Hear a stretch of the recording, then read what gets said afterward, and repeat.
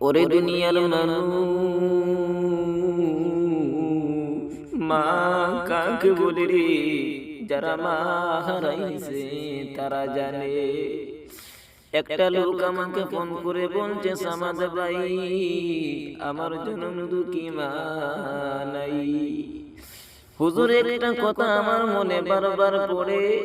একদিন আমি অসুস্থ করে শুয়ে আছি, কাজকর্ম করতে পারছি না বলে আমার স্ত্রীর মনটা বড় খারাপ।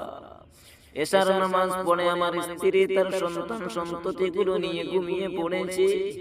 আমি তাকিয়ে দেখি আমার মাথার উপরে কার যেন হাত বুলাচ্ছে। আমি তাকিয়ে দেখি আমার জনম দুঃখী মা আমার মাথার পাশে বসে আছে। আমি আমার মাকে বললাম, ও মা, এতটা রাত্রি হয়ে গেল মা, তুমি কি এখনো ঘুমাও নাই? মা আমাকে বলছে, সন্তান তুই অসুস্থ। আমি মার চোখে কোনো ঘুম আসে না। ও দুনিয়ার মানুষ শুনে রেখো রে, ওই যুবকটা আমাকে বলছে, সামাদ ভাই মায়ের এই আদর মাখা হাত বুলানো পেয়ে আমি ঘুমিয়ে পড়েছি। হঠাৎ ফজরের আজানের আওয়াজ আমার কানে আসলো, আমার ঘুম ভেঙে গেল।